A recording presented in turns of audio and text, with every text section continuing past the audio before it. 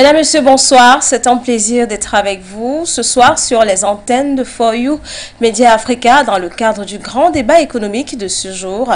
Aujourd'hui, on parlera du développement économique de l'Afrique. Quel rôle pour les communautés économiques régionales? On en parlera tout au long de cette émission avec nos invités qui m'ont déjà rejoint sur ce plateau et que j'aurai le plaisir de vous présenter tout à l'heure. Eh bien, la communauté économique régionale en Afrique regroupe les différents pays de sous-région afin de faciliter une grande une grande intégration économique. Ces communautés sont écrites comme les éléments constitutifs de l'Union africaine et sont également au cœur de la stratégie de mise en œuvre du nouveau partenariat pour le développement de l'Afrique.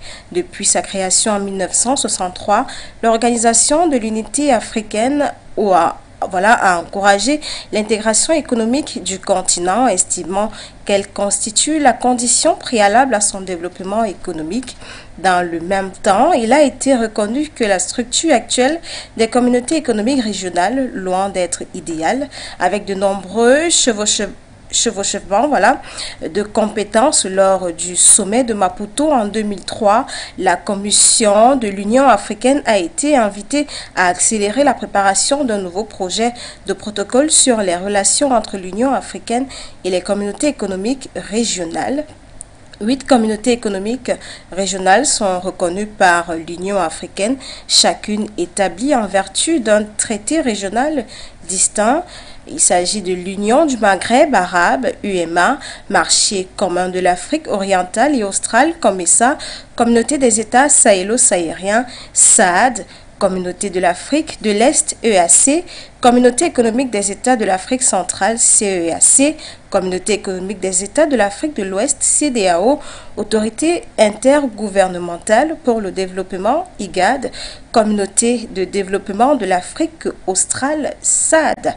Alors, le développement économique de l'Afrique peut-il passer par ces communautés économiques régionales? Je vous ai dit qu'ils m'ont déjà rejoint sur ce plateau. Mesdames, Messieurs, vous faites bien d'être avec nous. Une fois de plus, bonsoir. Je vais commencer par vous, Docteur Ndouma. Bonsoir, et c'est un plaisir d'être avec vous ce soir et merci d'avoir honoré à notre invitation. Bonsoir, Madame Mouto, merci pour l'invitation. Bonsoir à toute l'équipe technique, au management de For You Media Africa. Bonsoir à mon copanéliste, un éminent copanéliste que vous allez certainement introduire. C'est toujours un plaisir de partager un plateau comme celui-ci avec lui. Et surtout, bonsoir aux millions de téléspectateurs qui nous font l'honneur de nous suivre. Voilà, il faut rappeler que vous êtes expert, consultant universitaire en marché financier et défis. Il est également avec nous, Dr Edmond Kouyaté. Merci d'avoir honoré à notre invitation. Bonsoir, c'est un plaisir d'être avec vous ce soir. Bonsoir Madame Mouto et bonsoir à mon co-débattant, Dr Ndouma, que vous me donnez le plaisir de rencontrer encore ce soir. Ça fait quelque temps que je ne l'ai pas vu et donc je suis très heureux de le rencontrer ce soir et d'avoir à débattre avec lui. Écoutez, merci de nous avoir fait l'honneur de nous inviter, n'est-ce pas, à votre plateau ce soir. C'est toujours un plaisir que d'être là pour essayer d'apporter un peu de lumière, un peu de luciole, là où besoin s'en faut, pour éclairer, n'est-ce pas, ces millions d'auditeurs, ou plutôt de téléspectateurs, qui nous écoutent de par le monde. Merci pour l'invitation. Il faut rappeler que vous êtes expert en économie et je vais commencer par vous pour planter le décor, pour mieux édifier nos téléspectateurs. Docteur Edmond Kouyaté, qu'attend-on réellement par communauté économique régionale? Écoutez, les communautés économiques régionales sont des organisations, n'est-ce pas, qui regroupent un certain nombre de pays en fonction de la zone géographique. Et puis, ces pays sont regroupés, n'est-ce pas, sur ce qu'on appelle, n'est-ce pas, les points de convergence. Il y a des points de convergence, je vais dire, politiques, il y a des points de convergence économiques. Et donc, ces pays ont quelque chose forcément en partage. Par exemple, soit ils ont une zone monétaire en partage, soit ils ont un marché en partage, soit ils ont... Bref, il y a forcément quelque chose qui regroupe ces pays. Par exemple, pour le cas de la CEMAC, vous verrez qu'ils ont en partage une monnaie commune qu'on appelle le franc CFA. Peut-être pour la zone UEMOA, vous verrez qu'ils ont une monnaie commune qu'ils appellent le franc CFA. Mais pour la CEDEAO, vous verrez que c'est tout simplement une zone régionale géographique, n'est-ce pas, qui ont en partage un certain nombre, n'est-ce pas, je vais dire, de choses, notamment la zone géographique qui est l'Afrique de l'Ouest. Et ils n'ont pas une monnaie commune, parce qu'en dehors de l'UEMOA, par exemple, vous avez le Ghana qui a sa monnaie qui est le Cedi, vous avez le Nigeria qui a sa monnaie qui est le Naira. C'est vrai que depuis 1980, ils essayent tant bien que mal d'avoir une monnaie commune qu'ils ont appelée l'ECO, et qui a été un peu galvaudée par, n'est-ce pas, l'entourloupe et puis l'escroquerie, l'arnaque de deux individus, notamment M. Macron et M. Ouattara. Ils ont galvaudé le projet, et donc au jour d'aujourd'hui, c'est un projet qui a de la peine à se mettre en place, parce que les autres pays, notamment le Nigeria et le Ghana, ne se retrouvent pas dedans, et même d'autres pays de la zone du monde. Donc toutes les je vais dire, les communautés économiques sous-régionales ou régionales, ils ont forcément quelque chose en commun. Mais ce qu'il faut retenir, c'est que quand les comités se mettent en place, forcément, ils définissent ce qu'on appelle les points de convergence. Les points de convergence, n'est-ce pas, c'est ce sur quoi tout le monde doit être d'accord. C'est-à-dire que si on dit, par exemple, qu'il y a des points de convergence techniques, de manière sur le plan économique, on dit qu'il y a quelque chose sur lequel tout le monde doit être d'accord. On dit, par exemple, que nous ne devons pas dépasser un certain seuil d'endettement. Parce que là, si vous le dépassez, cela, vous mettez toute la zone en danger. Ça va plomber, n'est-ce pas, l'économie de toute la zone. On dit par exemple que voilà, le taux d'inflation ne doit pas dépasser tel seuil, tel ou tel plafond. Si vous dépassez le taux d'inflation, par exemple, pour le cas de la CEMAC, c'est 3%. Il ne faudrait pas que le taux d'inflation dépasse 3%, même si aujourd'hui on oscille entre 6% et 8%, même si on ne le dit pas, mais c'est à peu près le taux d'inflation avec l'importation de l'inflation que nous avons chez nous. Donc forcément, il y a ces points de convergence-là qui sont d'ordre technique, et il y a également des points de convergence politique sur lesquels tous les pays doivent s'accorder. Ça varie d'une zone à l'autre. Les points de convergence ne sont pas les mêmes, ça varie d'une zone à l'autre, et donc forcément, vous n'allez pas avoir la même chose ici ou ailleurs. Merci, docteur Kouyaté. Vous pouvez épargner, docteur, ça fatigue tout le monde. Non, mais il faut bien que les téléspectateurs non, sachent Edmond que Kouyaté, ils sont habitués. Ils sont habitués à ça, Edmond Kouyaté, tout simplement. D'accord. Merci, docteur Douma. J'espère que vous également, vous n'allez pas me demander de... Moi, je n'ai pas d'exigence. Voilà. Docteur Douma, quel est réellement le rôle de ces communautés économiques régionales? Leur rôle? Alors, en général, lorsque plusieurs pays décident de se mettre ensemble, c'est pour mutualiser leurs efforts et pouvoir relativiser leurs faiblesses. Donc, premièrement, c'est pour essayer d'agrandir de manière numérique un marché. Parce que s'il y a une communauté, ça veut dire que si on a 6 pays, la population, n'est-ce pas, de cette communauté-là est plus importante, et elle représente un marché potentiel plus important. L'autre raison, généralement, c'est que lorsqu'on le fait, en réalité, c'est pour atteindre un certain nombre d'objectifs. Parce qu'il ne faut pas seulement qu'on regarde que les gens se mettent ensemble. Lorsque les pays décident de se mettre en communauté, c'est pour stimuler et faciliter les échanges, n'est-ce pas, entre les différents pays. Ces échanges sont d'abord les échanges de marchandises et de services. Il faut stimuler ces échanges-là. Pourquoi? Parce que en stimulant ces échanges, évidemment, ça va permettre qu'il y ait assez de ressources qui vont être mouvementées. Et lorsqu'il y a un mouvement des ressources, que ce soit humaines, financières, ou alors même au niveau ou douanière, hein, ça permet que l'économie vive davantage.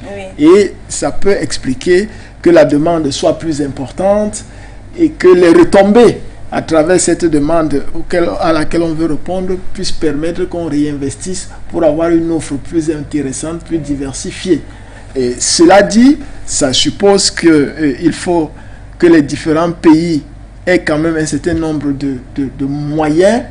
Et quand je parle de moyens, je n'aborde pas forcément d'abord la question financière, mais il faut que dans les échanges, chaque pays sache ce qu'il est capable d'apporter aux autres et vice-versa. Il faut donc regarder les avantages comparatifs des uns et des autres pour que ce soit du win-win.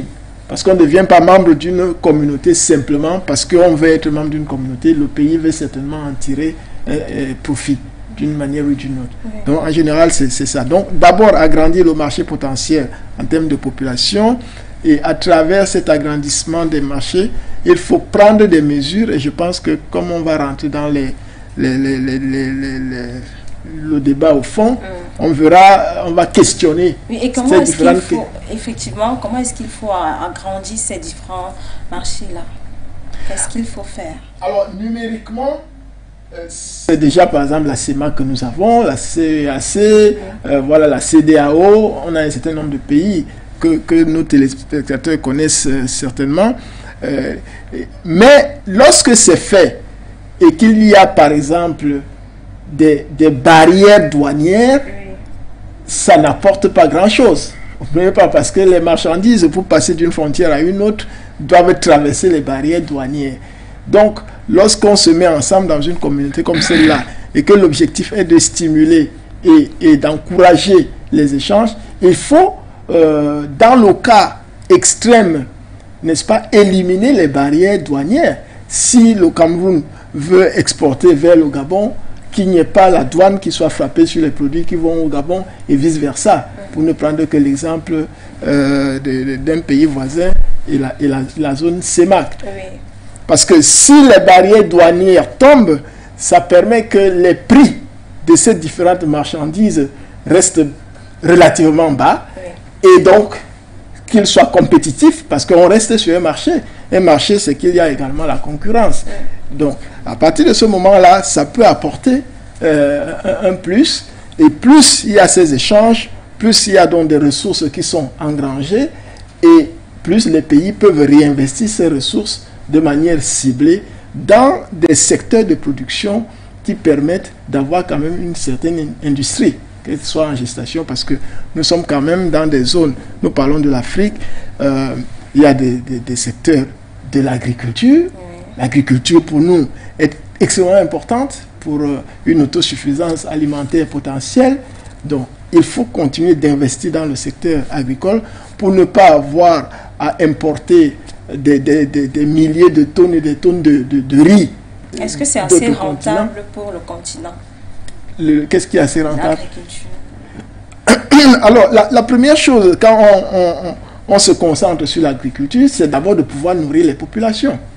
Alors, nourrir les populations signifie que les populations seront amenées à acheter les produits qui émanent de cette agriculture-là. Ce n'est pas gratuit. Donc, forcément, il y a un commerce qui se met en place et les commerçants vont en tirer un bénéfice parce que il ne suffit pas simplement de se nourrir. Il y en a qui vont, au-delà de se nourrir, pouvoir générer des activités commerciales qui vont leur permettre de s'occuper de leur famille et d'agrandir même leur activité.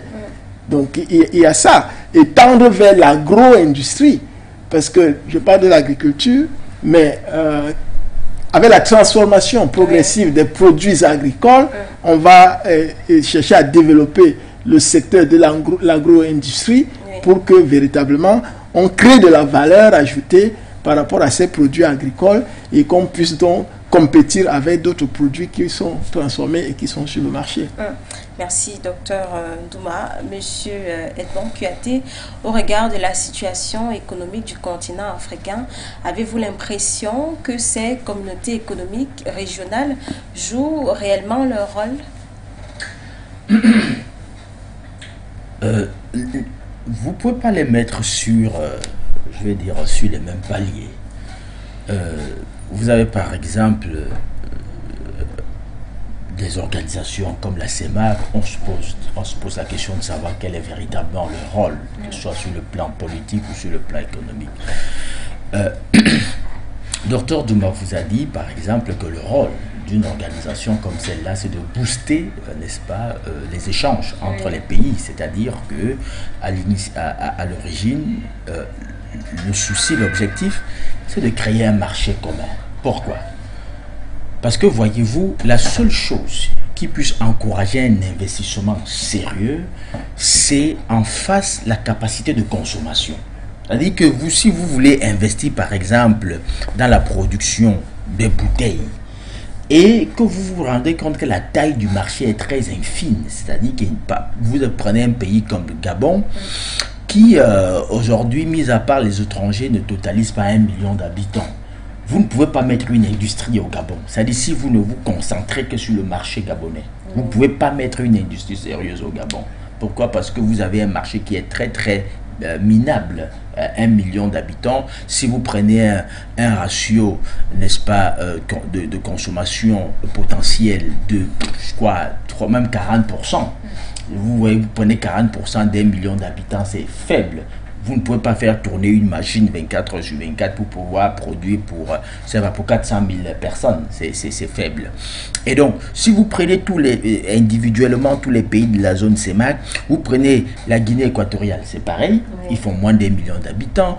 Vous prenez le Congo, ils n'atteignent pas 10 millions d'habitants. Vous prenez le Tchad, c'est à peu près, je sais pas, 7 ou 8 millions d'habitants. Vous prenez, je vais dire, la Centrafrique, c'est pareil, ils n'atteignent pas 10 millions d'habitants. Il n'y a que le Cameroun qui caracole en tête avec en moyenne 30 millions d'habitants. Et donc, au jour d'aujourd'hui, si vous voulez implanter une industrie dans cette zone-là, il faut associer tous ces pays-là en se disant il y a un potentiel, n'est-ce pas, de marché de consommateurs qui fait l'ensemble des 6 pays de la zone CEMAC. Et donc, à partir de ce moment, vous pouvez faire une étude de marché, sortir un business plan en vous disant, bon, si tous ces pays-là font à peu près 50 millions, ou je ne sais pas trop, 50 millions d'habitants, sur 50 millions d'habitants, si je ne grappille qu'un segment de marché sur 40%, c'est-à-dire c'est quand même important. Donc, je peux faire tourner une industrie. Et donc, c'est ça l'objectif. Maintenant, est-ce que ces organisations jouent le rôle qui est le leur, par exemple, pour justement mettre en place un marché commun et unique? Ils ont déjà l'avantage d'avoir une monnaie commune, même si c'est une monnaie qui est très problématique, sur laquelle, ce n'est pas le débat ce soir, mais même si c'est une monnaie qui est très problématique et sur laquelle on pourra toujours revenir, on a beaucoup, n'est-ce pas, de choses à redire sur cette monnaie, mais au moins c'est une monnaie commune. Mais maintenant, si vous allez voir le taux d'échange entre ces différents pays, ça n'a jamais dépassé 5%. Pourquoi? Cela est lié d'abord à la qualité, à la faiblesse de la production dans ces pays-là. C'est-à-dire que ce sont des pays qui, pris individuellement, dépendent chacun, n'est-ce pas, de l'importation pour vivre. Et donc, ils ont un taux de production qui est très, très faible. Et donc, si aujourd'hui, l'un des critères majeurs qui permet la mise en place d'un marché commun, qui est, n'est-ce pas, la tombée, je vais dire, des barrières douanières, ils ne peuvent pas le faire. Tout simplement, pourquoi? Parce que ça va mettre en place une espèce de concurrence déloyale. Pourquoi? Parce que le Cameroun va importer le textile qu'il va revendre aux Gabonais et aux Centrafricains et aux autres. Pourquoi? Parce que lui-même ne produit pas le textile sur place. Le Gabon, lui, va importer les pneus qu'il va revendre, n'est-ce pas, sans payer la douane. Alors que les autres importent le même pneu, mais ils payent la douane. Et donc, ils n'ont pas les mêmes taux de douane. Et donc, c'est des questions que je veux dire, l'organisation CEMAC avait vocation à résoudre, c'est-à-dire harmoniser par exemple les tarifs douaniers, ce qui n'est pas le cas, parce que si vous importez cette bouteille au Cameroun, vous payez 100 francs de douane. Il est possible qu'au Gabon, on importe la même bouteille mais qu'on ne paye pas 100 francs. Il est possible que le taux de douane de la même bouteille en Guinée équatoriale ne soit pas 100 francs. Donc la CEMAC devrait avoir le souci d'harmoniser d'abord les tarifs, n'est-ce pas, au niveau de la douane, de manière en sorte que le citoyen gabonais qui a investi, je ne sais pas, dans n'importe quoi au Gabon, et qui veut étendre par exemple ses activités, et qui ambitionne de pouvoir couvrir toute la zone CEMAC, lorsqu'il arrive au Cameroun, si cette bouteille est un intrant de production qu'il importe, s'il paye la douane par exemple au Gabon à 100 francs, il faudrait qu'il paye la même douane au Cameroun à 100 francs. Et c'est ça qui va encourager l'investissement. Et je vais dire de manière en sorte que les gens puissent ambitionner d'investir pour couvrir toute la zone. Et effectivement, donc, M. Edmond Kété, qu'est-ce qui empêche cette harmonisation des tarifs-là? C'est une question d'ordre politique. Et c'est en ce moment qu'on va questionner donc la souveraineté de nos organisations sous-régionales. Est-ce que ce sont des outils qui ont été pensés, architectés et mis en place par, n'est-ce pas, les Africains eux-mêmes? Quelle est la part de, je vais dire, de l'interférence, je vais dire, exogène dans ces organisations? Vous allez vous rendre compte, par exemple, que une organisation comme la CEDEAO a été dévoyée à la faveur, n'est-ce pas, des bisbis qu'il y a entre le Mali et le reste de la communauté, tout simplement parce qu'on s'est rendu compte que la CEDEAO ne prenait pas des décisions de manière souveraine, qu'il y avait quelqu'un quelque part à l'Élysée qui dictait des décisions de la CEDEAO. Et à partir de là, vous pouvez comprendre pourquoi est-ce qu'il n'y a pas une cohérence dans les politiques de la CEDEAO en ce qui concerne, n'est-ce pas, tous ces pays-là. Et donc, il faut questionner aujourd'hui la fondation même de toutes ces organisations. Qui les a pensées? Qui les a architectées? Qui a écrit la charte de ces organisations-là? Et aujourd'hui, comment est-ce qu'on les implémente? Comment est-ce qu'on en fait des outils véritables, n'est-ce pas, je vais dire, de construction d'une économie? Parce que vous ne pouvez pas, par exemple, avoir une zone comme la CEMAC, qui au bout de 10-20 ans d'existence, se rend compte que les échanges entre les pays est de moins de 5%, et qu'à contrario, les échanges entre chaque pays pris individuellement et le reste du monde aussi entre 80 et 95%, sans qu'il ne se pose la question que, mais attends, qu'est-ce qui ne va pas? Pourquoi est-ce que le taux de change entre le Cameroun et le Tchad est très faible, alors que le taux de change entre le Cameroun et la Chine est très élevé? Le taux de change entre le Cameroun et la France est très élevé. Le taux de change entre le Cameroun et la Turquie est très élevé. Et on ne se pose pas la question de savoir, la CEMAC, qui sait que en matière, par exemple, de production, je veux dire des produits au vin et autres, c'est-à-dire la viande, le Tchad est champion et exporte, n'est-ce pas, la viande jusqu'au Soudan, au Nigeria et dans tous les autres pays. Mais le Cameroun à côté, ou alors la Guinée équatoriale, importe la viande de l'Espagne. Ça ne questionne pas la CEMAC, ça ne questionne pas la commission de la CEMAC. C'est un problème. Vous avez d'autres pays dans le Congo qui importent de la viande. C'est un problème.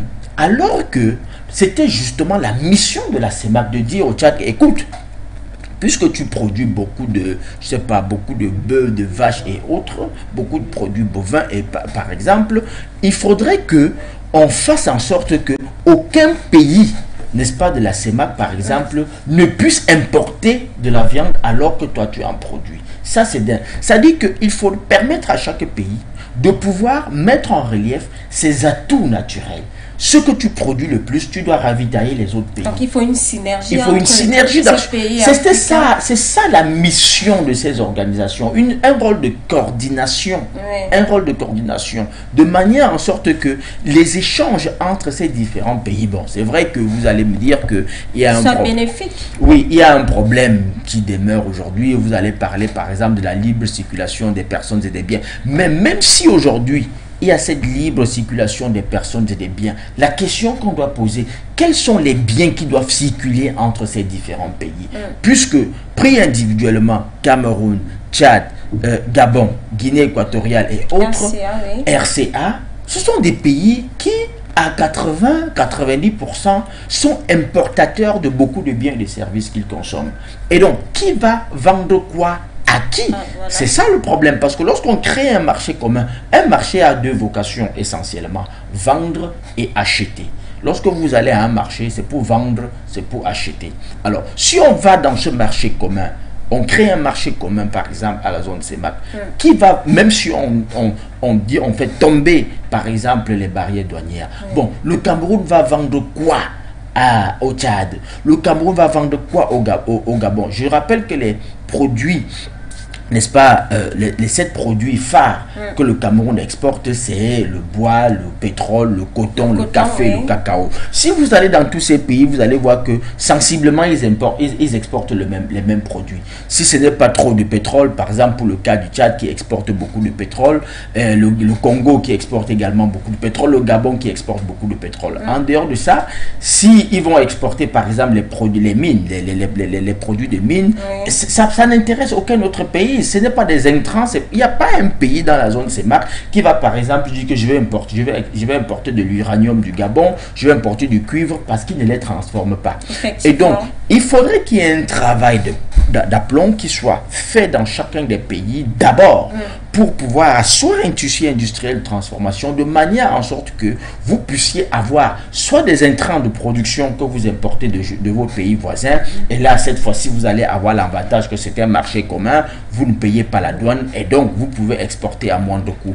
Et après transformation, vous pouvez réexporter le produit fini dans les mêmes pays et à moindre coût. C'est comme ça donc que ces pays vont bénéficier les uns et les autres des atouts naturels que, n'est-ce pas, qui se trouvent là-bas et qui ne se trouvent pas ici. Mais tant que nous sommes dans une logique, n'est-ce pas, qui est la nôtre aujourd'hui, de dépendance totale de l'extérieur, c'est le Gabon qui va aller chercher là où il peut importer les pagnes, c'est le Cameroun qui va aller chercher là où il peut importer les pneus. Entre-temps, le Cameroun est producteur de coton, le Cameroun est producteur de caoutchouc, et donc, on aurait pu aujourd'hui véritablement penser, c'était la mission, n'est-ce pas, de la commission CEMAC de se dire, attention, le Cameroun produit par exemple le caoutchouc.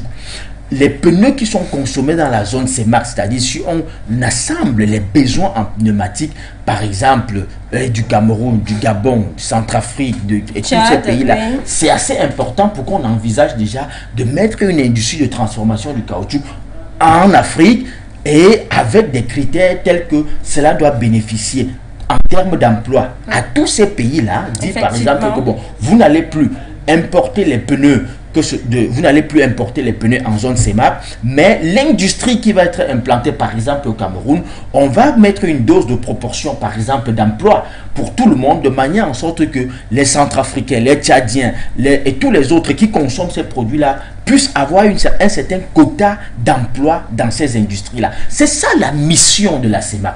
Mais ils ont, je ne sais pas ce qu'ils font là-bas, quelqu'un disait ils mangent des biscuits et ils boivent du champagne. C'est ça à quoi ils doivent penser. Vous avez posé la question tout à l'heure, le docteur Ndema vous a dit, il vous a dit l'agriculture. Vous allez vous rendre compte que tous ces pays-là pris individuellement ont un déficit au niveau de leur balance commerciale et de leur balance extérieure de paiement, principalement causé par, n'est-ce pas, l'importation de la nourriture, riz, céréales, blé et tout ce que vous importez, le maïs et autres, alors que chacun de ces pays, par exemple le Tchad qui est un pays, qui est une zone sahélienne, est très propice à la culture du blé, donc on peut produit abondamment du blé au Tchad, puisque là-bas, vous savez qu'ils produisent déjà beaucoup de sorgho. Oui. Et donc, on peut produire beaucoup de blé au Tchad. On produit le blé au Cameroun. Le Cameroun également peut produire beaucoup de riz et même réexporter dans toute la sous-région. Donc, s'il y avait une politique véritablement coordonnée, la CEMAC, la commission CEMAC, devrait être en train de dire, d'identifier les atouts naturels de production de beaucoup de produits de chaque pays et de lui dire, bon, écoutez, nous allons mettre en place une politique industrielle de production et de transformation qui va bénéficier à chacun de ces pays-là pour réduire un peu, n'est-ce pas, je vais dire, leur déficit au niveau de la balance commerciale, au niveau de la balance extérieure de paiement, de manière en sorte que, au lieu que le Tchad aille importer du riz à Singapour, au lieu que le Centrafrique importe le blé, je ne sais pas trop quoi, de l'Ukraine et de tout le monde va se tourner vers le Cameroun pour produire, n'est-ce pas, pour se ravitailler en tel produit. Ça devrait être tellement bien coordonné que il devrait avoir des avantages comparatifs qui bénéficient à tous ces pays-là qui vont se ravitailler au Cameroun. D'abord, ils ne payent pas la douane, ensuite, ils ne payent pas un certain nombre de choses et ils bénéficient d'autres choses, n'est-ce pas, qui viennent également du Cameroun. Et le Cameroun devrait avoir l'obligation de se tourner vers eux pour prendre autre chose. Ça fait qu'il y a une harmonie, n'est-ce pas, de l'architecture macroéconomique dans la zone qui bénéficie à chacun des pays. Ça booste l'économie de la sous-région et partant de là, on peut donc architecter une certaine, je vais dire, une certaine structure macroéconomique de toute l'Afrique, de manière en sorte que chacun des pays, qui ait une coopération sud-sud véritable, où les uns vont profiter aux autres ce qu'ils ont de plus naturel et de plus abondant. Merci, monsieur Edmond. Docteur Ndouma, vous avez l'impression que ces régions économiques, ces communautés économiques régionales jouent-elles leur rôle au regard de la situation économique du continent africain? Non, elles ne jouent pas véritablement le rôle pour lequel elles ont été créées. Oui. Parce que la finalité, en fait, d'une communauté économique régionale, c'est le libre-échange intra-régional. Oui. Et quand on parle de libre-échange intra-régional, on doit prendre un certain nombre de mesures pour d'abord circonscrire les limites de cette zone d'échange, circonscrire, parce que Edmond a relevé un point tellement important, parce qu'il parle des importations. Donc, ce sont des marchandises qui viennent hors de la zone. Alors, quand on se réfère à la création de la zone de libre-échange continentale africaine, l'une des mesures qui a été relevée par un certain nombre de pays tels que le Nigeria, c'était que la libre circulation des marchandises n'est-ce pas, continentales, devait exclure les produits importés. Parce que l'idée, c'est aussi de promouvoir le Made in Africa. Et donc, à partir de ce moment-là, la CEMAC ou d'autres zones doivent clairement dire que s'il y a libre circulation des marchandises, ça doit concerner des marchandises qui ont été produites sur place.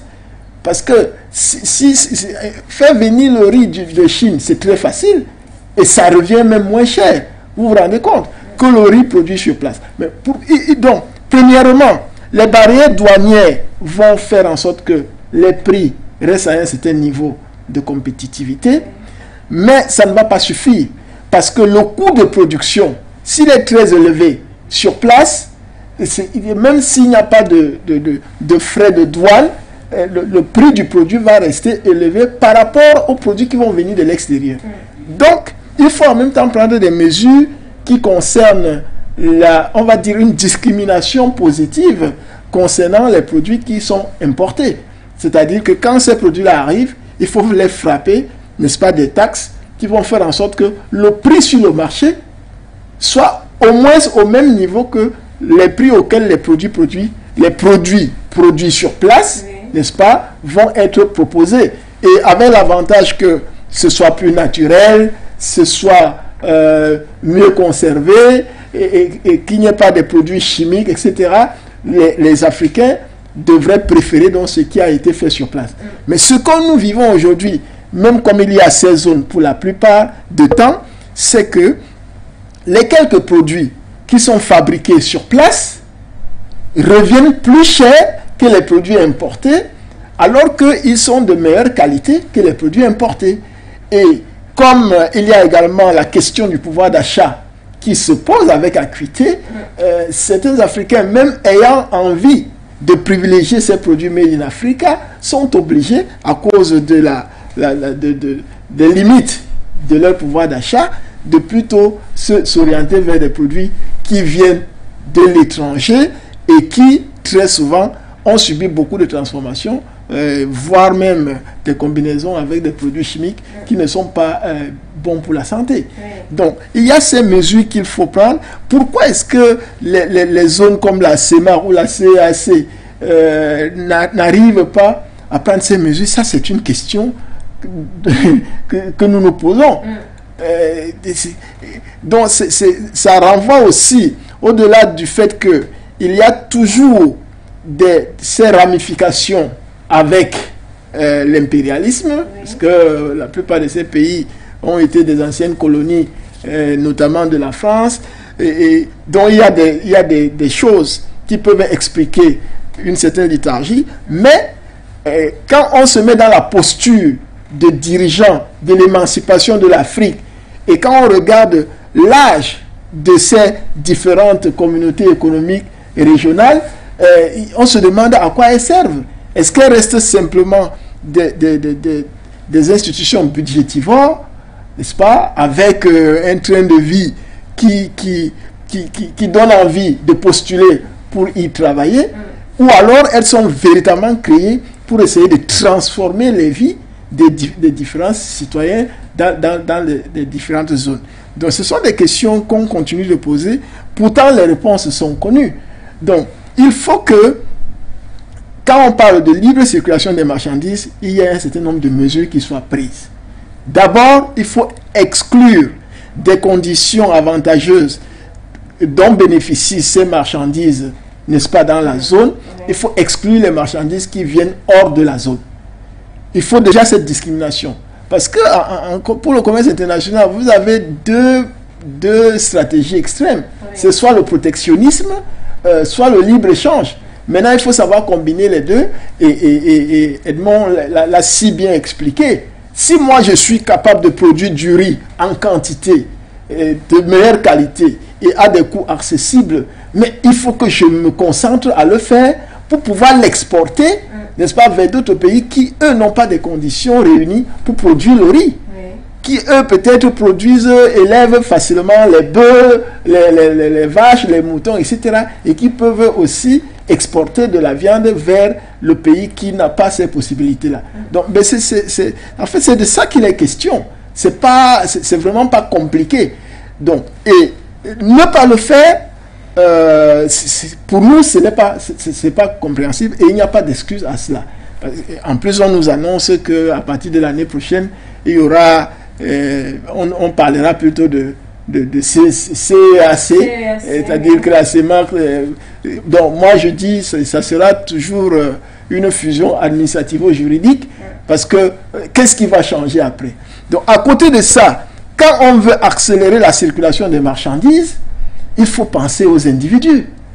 Les Africains sont habitués à se déplacer, et quand on est commerçant, quand on est un homme d'affaires, une femme d'affaires, on doit être mobile.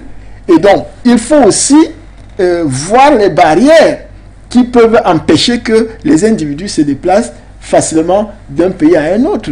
Parce que le visa, quand il est encore imposé, il coûte cher. Okay? Les billets d'avion coûtent cher, parce que, évidemment, même les prix des billets d'avion doivent être revus quand on est dans la dynamique d'une zone de libre-échange. Et les tracasseries administratives pour pouvoir avoir ce visa-là, etc. Donc, c'est autant de choses qui continuent d'exister dans la plupart de ces zones et qui sont contradictoires par rapport au fait qu'on voudrait une zone de libre-échange. Lorsque ces barrières au niveau de la mobilité des individus sont également levés, d'accord, ou allégés. Ça peut être un processus, que ce soit progressif.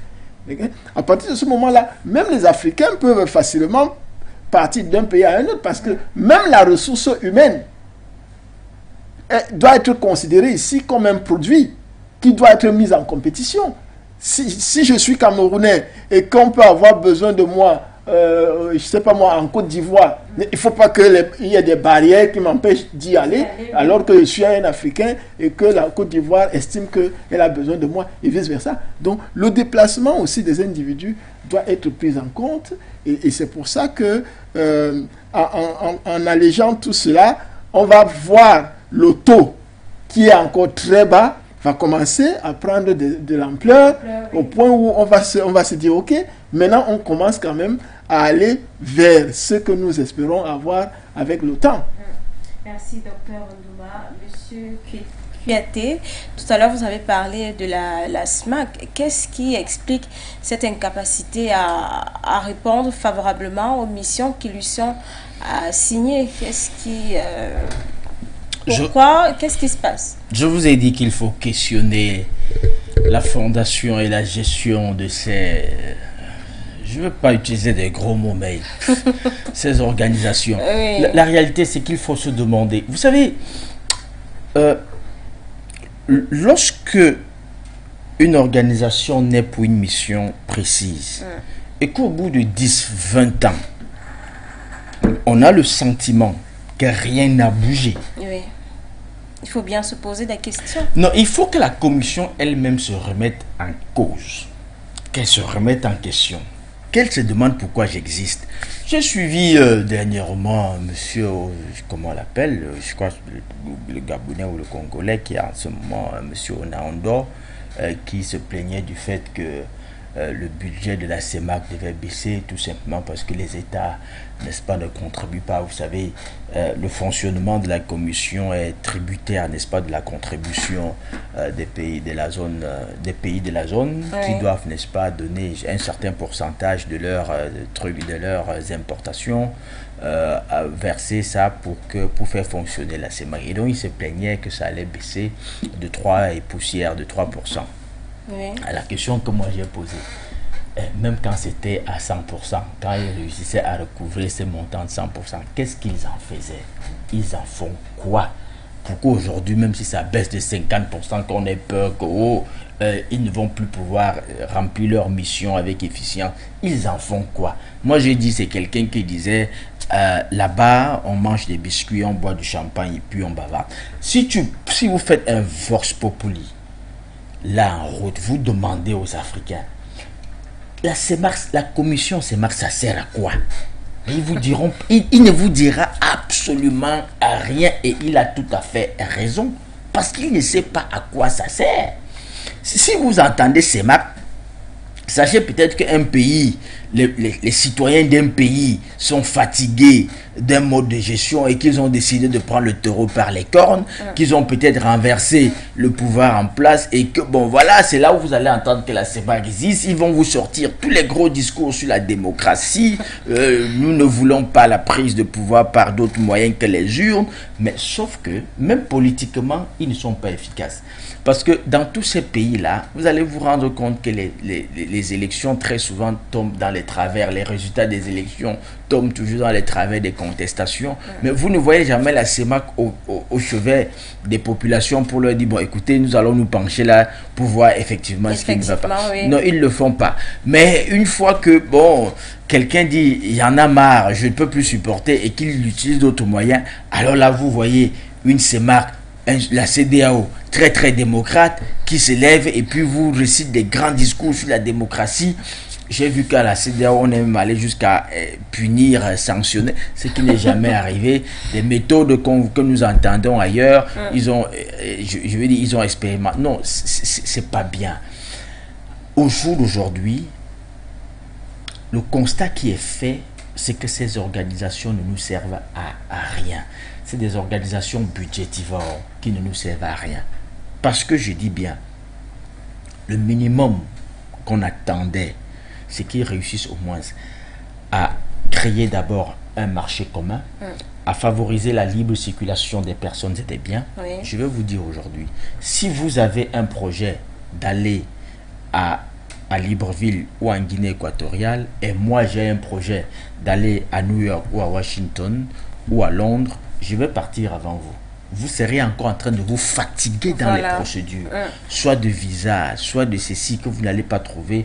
Moi, en une semaine, moi je vais obtenir mon visa. Je vais remplir toutes mes formalités. Pourquoi? Et en plus, lorsque vous serez en train de vous fatiguer dans les prix à chercher les bons tarifs, moi, j'aurais déjà trouvé un billet d'avion qui me coûte moins cher. Vous serez, pour aller ici au Gabon, vous serez en train de vous demander pourquoi je dois payer 240 000.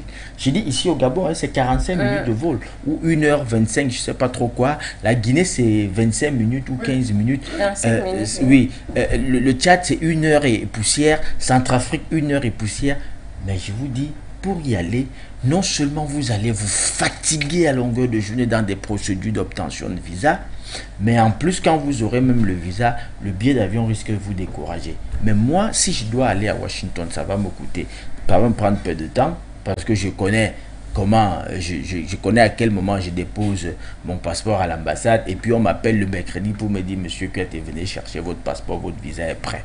Donc c'est pour vous dire que voilà là où nous attendions, n'est-ce pas, la CEMAC. À défaut de favoriser une libre circulation tout azimut des personnes et des biens, au moins mettre en place une critériologie pour les hommes d'affaires.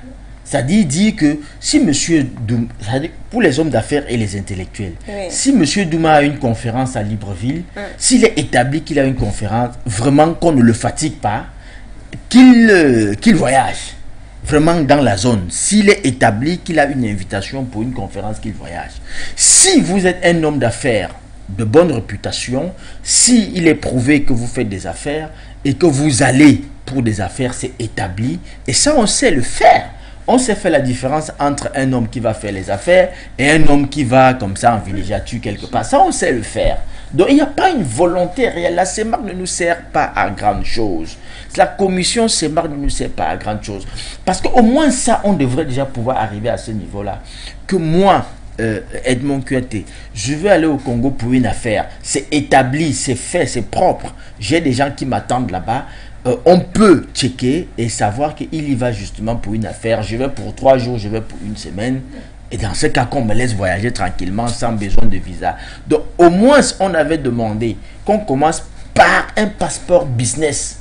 Un passeport business, c'est-à-dire qui vous donne droit à faire tout au plus 1 mois sur place, tout au plus, pas plus d'1 mois. C'est-à-dire que qui vous permet de vous déplacer dans toute la zone pour une durée max d'1 mois. On pouvait déjà commencer par là. Ça permettrait déjà aux hommes d'affaires de pouvoir se mouvoir dans la zone. Ça, ils ne sont pas capables de le faire. Ce n'est pas la libre circulation des personnes et des biens. Ce n'est pas ça qu'ils vont pouvoir le faire. Monsieur Kouyaté, si ces organisations ne nous servent à rien, que faut-il faire pour avoir celles qui reflètent réellement à nos réalités?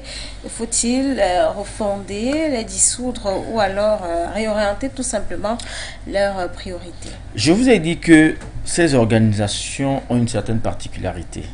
C'est qu'il y a une forte interférence des puissances exogènes là-dedans. Et c'est que leur création n'était pas l'émanation réelle des Africains eux-mêmes.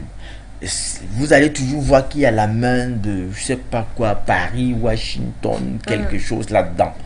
Et donc, au jour d'aujourd'hui, il faudrait que, malheureusement, ça va être difficile de le faire parce que les chefs d'État qui animent ces institutions-là, moi je les appelle souvent le syndicat des vigiles français, ces chefs d'État-là, vous ne pouvez pas leur arracher ça, vous ne pouvez même pas leur demander de penser à la refondation ou alors à la refonte de la charte de ces organisations pour les rendre plus souveraines. Ça va être très difficile. Pourquoi? Parce qu'ils sont très à l'aise, par exemple, de savoir que quand eux n'ont pas cotisé, la Chine peut construire un siège, l'Union européenne leur envoie des subventions, la France leur envoie des subventions, et donc lui, il est tranquille, même s'il n'a pas contribué, la CEMAC continue d'exister. Et donc, la réalité, c'est qu'aujourd'hui, il faut penser à avoir des organisations des peuples et non des organisations des chefs d'État.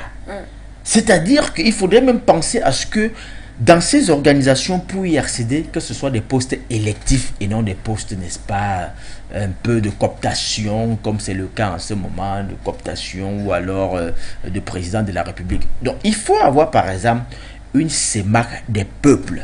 Il faut avoir des organisations des peuples. Même l'Union africaine doit être une Union africaine des peuples et non une Union africaine des chefs d'État. Parce que depuis sa création dans les années 2000, si vous demandez quel est réellement le rôle de l'Union africaine dans la vie des Africains, franchement, ça laisse à désirer. J'ai vu tout un président de l'Union africaine aller jouer les garçons de course en Russie devant M. Poutine, pleurer pour des céréales et in fine, sur près de 100 bateaux de céréales partis, n'est-ce pas, de l'Ukraine, 2 seulement sont arrivés en Afrique. 2 seulement, sur près de 100 bateaux. Et donc, vous voyez à quoi nous sommes réduits. Nous sommes réduits à ça.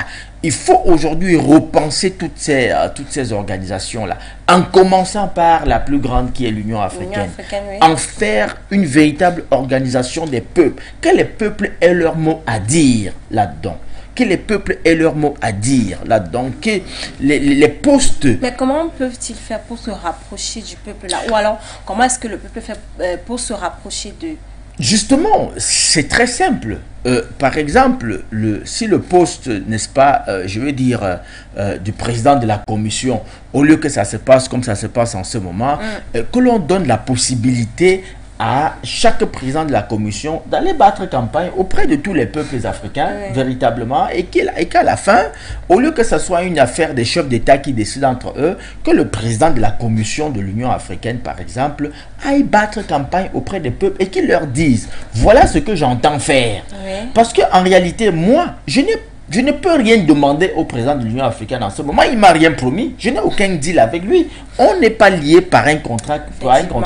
Je ne peux rien lui demander. Je ne sais pas dans quelles conditions il est devenu président de la Commission africaine. Je ne connais pas les missions que ceux qui l'ont mis là-bas lui ont assignées. Est-ce que ça rentrait dans mes ambitions à moi? Non, je ne connais pas. Et donc, je ne peux rien lui demander. Il est là pour une mission. Peut-être il accomplit même tellement très bien sa mission pour ceux qui l'ont désigné là-bas. Or, s'il devrait venir battre campagne, par exemple, au Cameroun, il faudrait qu'il nous dise qu'est-ce qu'il entend faire, comment est-ce qu'il entend booster les échanges entre, n'est-ce pas, les pays africains, comment est-ce qu'il entend jouer pour qu'il y ait une industrialisation, n'est-ce pas, des pays africains. Comment est-ce qu'il a un plan, n'est-ce pas, pour booster l'énergie, n'est-ce pas, en Afrique? Est-ce qu'il faudrait qu'il nous dise qu'est-ce qu'il entend faire? Comment est-ce qu'il entend faire pour que l'Afrique ait meilleure image, ou alors que l'Afrique ait une place de choix au sein des organisations mondiales, que l'Afrique ne soit plus vue d'en haut? Et comment est-ce qu'il entend faire pour que les contrats, par exemple, parce que vous savez qu'on a un autre problème aujourd'hui en Afrique, c'est que très souvent, les pays africains vont, individuellement négocier certains contrats et à la fin, on se rend compte que ce sont toujours des contrats en défaveur des peuples africains. Que ce soit des contrats miniers, que ce soit des contrats sur le pétrole, que ce soit, par exemple, vous savez que le Cameroun a décidé de faire cavaler seul avec les APE. Et tout le monde sait aujourd'hui ce que cela vaut, n'est-ce pas? Au Cameroun, en termes, n'est-ce pas, de perte des recettes douanières.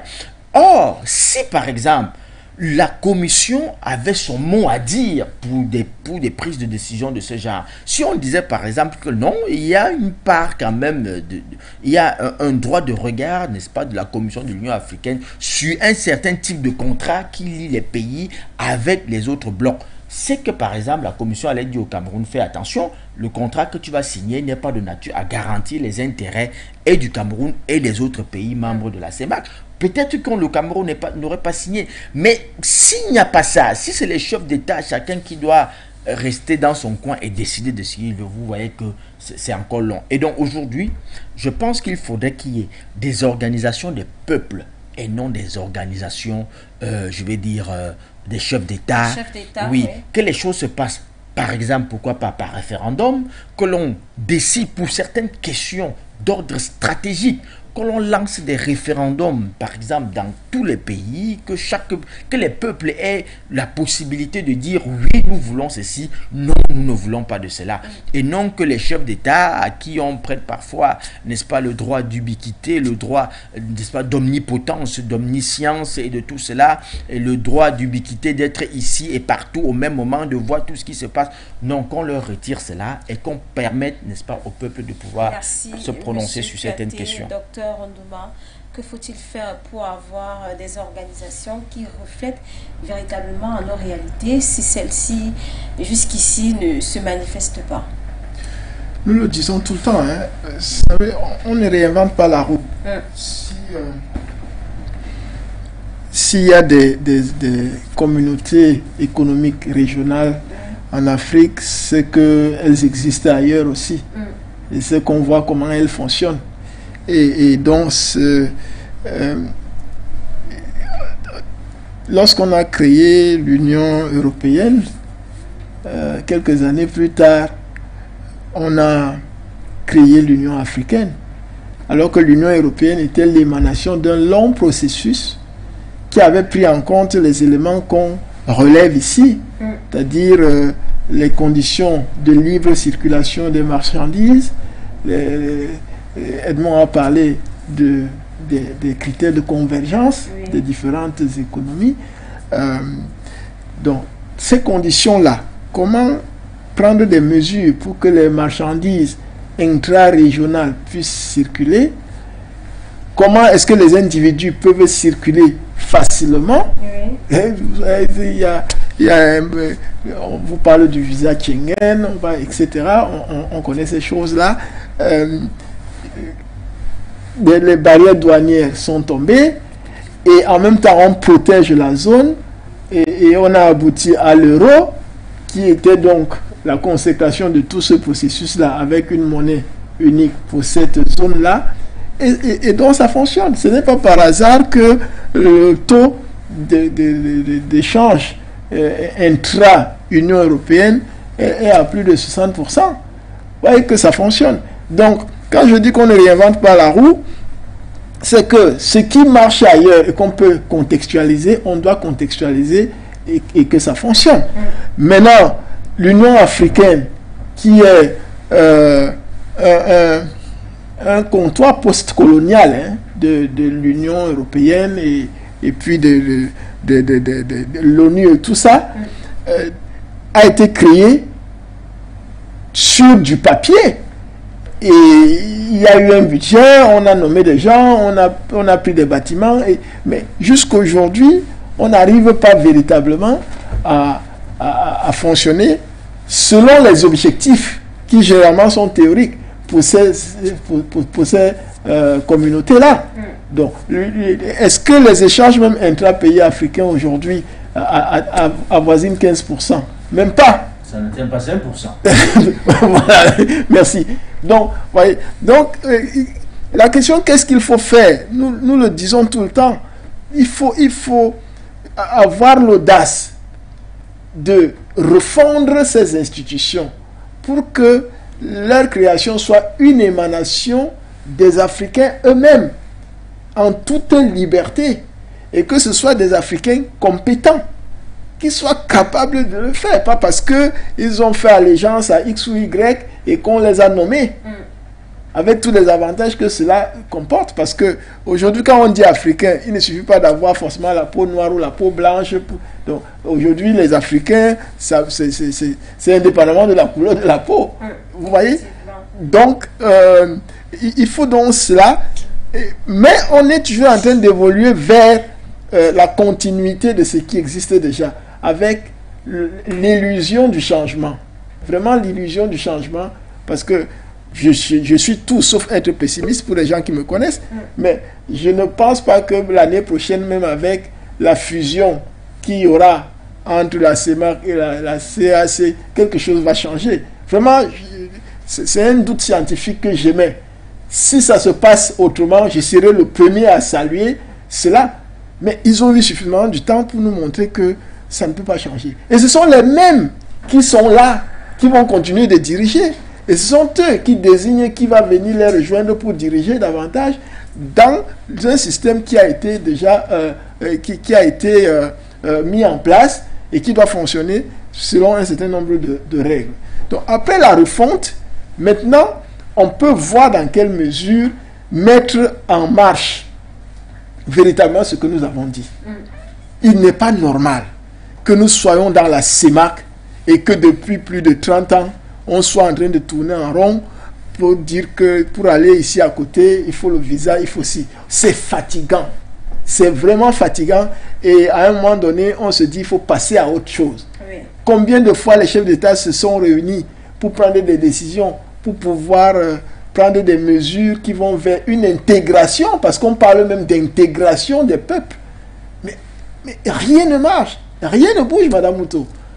Donc, il y a une volonté à bloquer le système, mais théoriquement, à donner l'impression au peuple que les choses vont bouger. Oui. Et ça, c'est très grave. Maintenant, il faut que les pays individuellement cherchent à se distinguer. C'est bien d'être dans une communauté économique, mais c'est encore mieux de savoir que pour être membre, il faut quelque chose qu'on doit apporter à la communauté. Oui. Quand on regarde tout ce qu'on importe, nous parlons même de cure-dents, le riz en centaines de milliards d'euros chaque fois, etc. Le blé, n'en parlons plus, des choses qu'on peut produire sur place. Donc, chaque pays doit continuer de travailler pour que quand ces institutions vont commencer à fonctionner normalement, chacun soit prêt à y apporter véritablement quelque chose.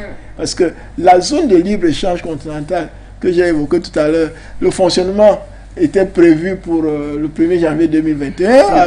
Après, on a renvoyé à 2022, le 1er janvier. Et là, on parle de 6 pays qui auraient commencé, la Côte d'Ivoire, le Sénégal, Burkina Faso, Togo. Vous voyez un peu, alors que quand la décision avait été prise, il y avait plus d'une 50aine de pays qui étaient d'accord. On avait souscrit. Ouais. Maintenant, au moment de la ratification. C'est pour ça que je lui donne totalement raison que ce ne soit pas des institutions des chefs d'État, mais que ce soit des choses qui servent au peuple. Non, la réalité, pourquoi ces réticences? Personne n'est prêt. Personne n'est prêt. C'est-à-dire, chacun se demande, d'accord, je veux aller acheter telle chose, mais moi, je veux vendre quoi? Ceux qui ont ratifié sont ceux qui savent qu'ils ont quelque chose à vendre. Mais ceux qui savent qu'ils n'ont rien à vendre, parce qu'ils ont un système de production égal à l'ordre de 1, c'est-à-dire proche de 0, pour ne pas dire égal à 0, ils ne peuvent pas signer.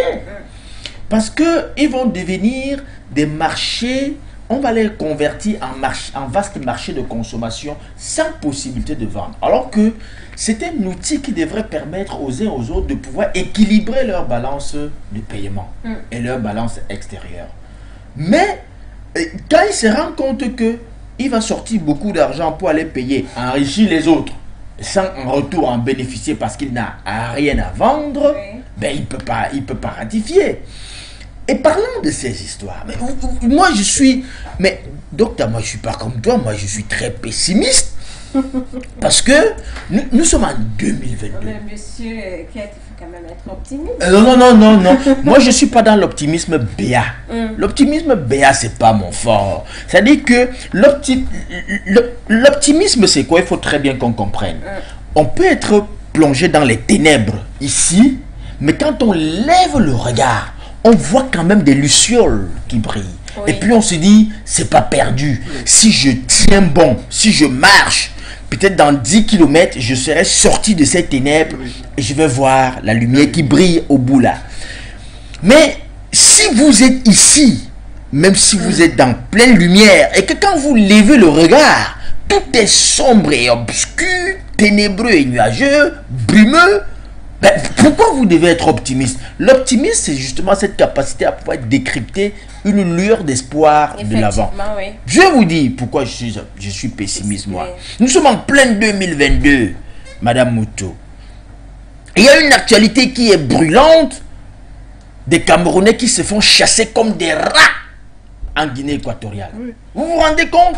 En plein 2022, des Camerounais se font chasser comme des rats, tabassés, matraqués, traités comme des inhumains.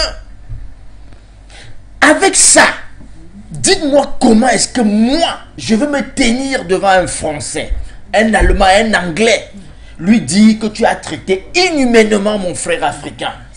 Il va me retorquer ces images-là de la Guinée équatoriale. Tout à fait. Il va me fermer la bouche. Oui. Parce qu'il va me dire, mais si vous-même regardez... Entre vous, il y mais a oui, une marge, combien de fois mais oui, avec les étrangers. mais oui, même si vous ne voulez plus de quelqu'un chez vous, même s'ils ne sont plus en règle, il y a quand même de la manière. Vous pouvez les inviter à quitter votre pays sans les brutaliser, sans les images que j'ai vues. Œil poché, front coupé, brutalisé, tabassé. Nous sommes en Afrique. Dommage. Mais comment vous voulez que moi j'entretienne de l'espoir? Non, c'est pas possible. Et puis vous voulez chasser les gens, vous confisquez toute leur vie. Bien. Tout ce qu'ils ont passé la vie à produire chez vous, ils ont été des acteurs économiques chez vous. Ils ont produit des biens, ils sont rentrés dans ils ont mis en place des chaînes de valeur chez vous, qui a produit des biens et des services dont vous avez profité. Et à la fin, vous les chassez tels des petits rats, sans qu'ils puissent emporter ne serait-ce que leurs vêtements. En plein 2022, qu'est-ce que vous voulez que moi je vous dise là-dedans? Et vous voulez que j'entretienne de l'espoir? Je ne peux pas entretenir de l'espoir. Heureusement que les Camerounais, pacifistes comme ils sont, les gens le leur reprochent. Mais moi, j'encourage les Camerounais parce que face à la bêtise, nous n'allons pas opposer la bêtise. Face à l'animalité, nous allons opposer l'humanité aux gens. Parce que le Cameroun est réputé pour être la terre d'accueil de tous les étrangers. Centrafricains qui fuient la guerre, Tchadiens qui fuient la guerre. Et même ces Guinéens, c'est ici qu'ils se ravitaillent. Alors, si on doit également avoir un comportement réciproque, vous imaginez ce que ça va donner? Non. Moi, je dis aux Camerounais, parce que j'ai entendu des Camerounais dire il faut qu'on soit réciproque. Non, on peut pas, je ne peux pas encourager ça. Parce qu'au jour d'aujourd'hui, la seule chose qui va sauver l'Afrique, justement, c'est de se mettre ensemble. Parce que vous voyez-vous, quand l'Union européenne vient aujourd'hui, ce n'est plus la France qui vient aujourd'hui. Vous avez vu ce qui se passe au Mali? La France est partie en tant que force Barkhane, mais Takuba est resté. C'est toujours la France, croyez-moi. Et donc, nous ne pouvons pas, en tant que, je dis, pris individuellement, faire face à des puissances comme la Chine, n'est-ce pas, comme les États-Unis, comme l'Union européenne, tout ça. On ne peut pas faire face. Et donc, ce n'est que dans une dynamique de bloc qu'on peut réussir, n'est-ce pas, à tenir tête face à ces gens-là. Mais je dis, quand nous avons des comportements encore comme ça, encore bestiaux, comme ça, on ne peut pas s'en sortir. Et donc, c'est le B à bas, c'est-à-dire aller et venir. Vous voyez, moi, quand j'arrive dans l'espace Schengen, voyez-vous, je peux me mouvoir dans tout l'espace Schengen, on ne me pose aucune question. Ça, c'est beau. On peut reprocher tout ce que nous voulons à ces gens-là, mais au moins ils ont réussi à ériger des standards de vie qui sont acceptables, qui sont enviables. Mais nous ici, nous crions, nous piaillons, nous diaspinons, alors que nous sommes incapables, nous sommes encore englués dans des trucs de tribalisme, d'ethnicisme, de clanisme, de régionalisme. Ça ne peut pas nous aider. Il faut qu'on sorte de ces logiques-là. Parce qu'au jour d'aujourd'hui, je vais vous dire, il y a des questions qui sont fondamentales, par exemple, pour le développement d'un pays, des questions d'énergie. Les pays n'ont pas les mêmes atouts pour pouvoir, n'est-ce pas, asseoir un socle énergétique important. Alors que prises ensemble, c'est des questions qu'on peut résoudre facilement. C'est-à-dire, vous avez par exemple un pays comme la RDC, dont la capacité, n'est-ce pas, fluviale, peut produire de l'électricité pour toute l'Afrique. Vous comprenez un peu le fleuve Congo. Si vous érigez un barrage, d'ailleurs, les États-Unis s'étaient proposé de construire un barrage sur le fleuve Congo, ça allait produire, je crois, 8000 mégawatts de l'eau. Je crois que c'était entre 8000 et 12000. Mes chiffres ne sont pas bons, je peux me tromper. Mais c'était assez puissant pour ravitailler toute l'Afrique. Voyez-vous? Et donc, c'est des projets comme ça qu'on peut expérimenter pour pouvoir sortir, n'est-ce pas, je vais dire, de tout ce qui freine le développement. Parce que véritablement, tout ce qu'on peut dire là, l'économie s'articule autour de quelques agrégats. Production, transformation, consommation. Ça sont les 3 agrégats de l'économie. Mais il faut produire. Pour produire, il faut avoir le know-how, la technologie qui va avec. Pour transformer, il faut avoir la technologie qui va avec. Maintenant, pour consommer, il faut avoir les moyens qui vont avec. Effectivement. Alors, maintenant, si nous n'harmonisons pas les moyens de production, comment pensez-vous que nous allons véritablement produire? Je vous ai dit qu'un pays comme, par exemple, le Tchad est propice à la production des céréales, parce que c'est une zone salière. Et vous savez que le Tchad est très grand. C'est presque 1 million de kilomètres carrés, si je ne me trompe pas. Oui, oui. Alors, et ils sont peu peuplés. Donc, vous savez, si vous enlevez la zone désertique, il y a une zone qui est propice à la production des céréales.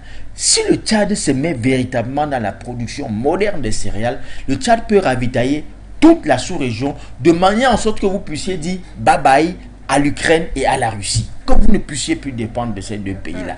Est-ce que ça va profiter au Tchad? Ça va profiter à toute la sous-région.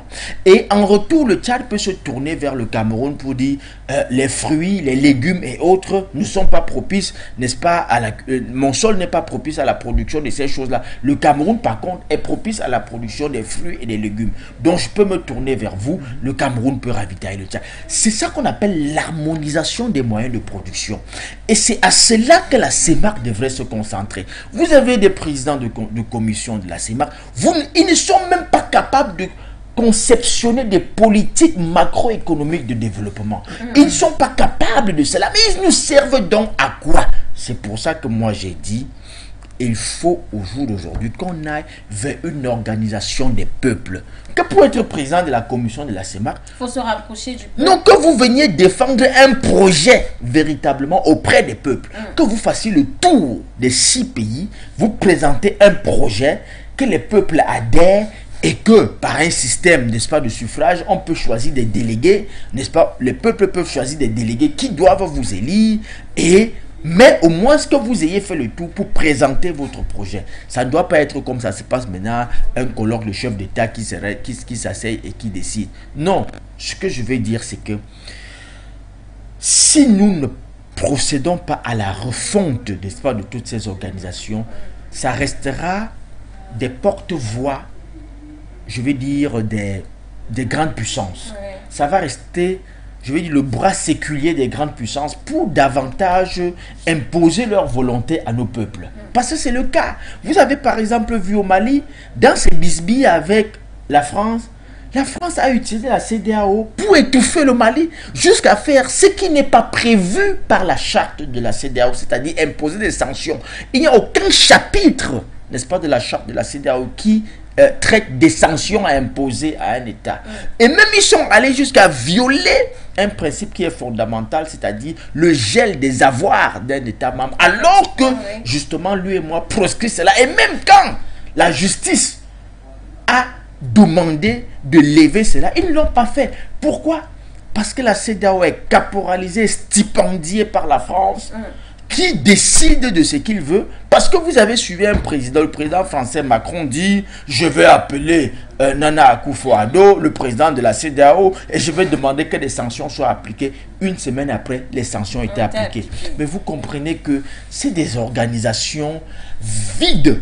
C'est des organisations qui souffrent d'une vacuité totale et qui sont stipendiées par des grandes puissances qui s'en servent pour imposer leur volonté à des peuples qui n'en demandent pas. Merci, monsieur Kouyaté. Docteur Douba, y a-t-il des moyens pour les États africains de se passer de ces organisations-là, vu que jusqu'ici, elles ne servent pas à grand chose?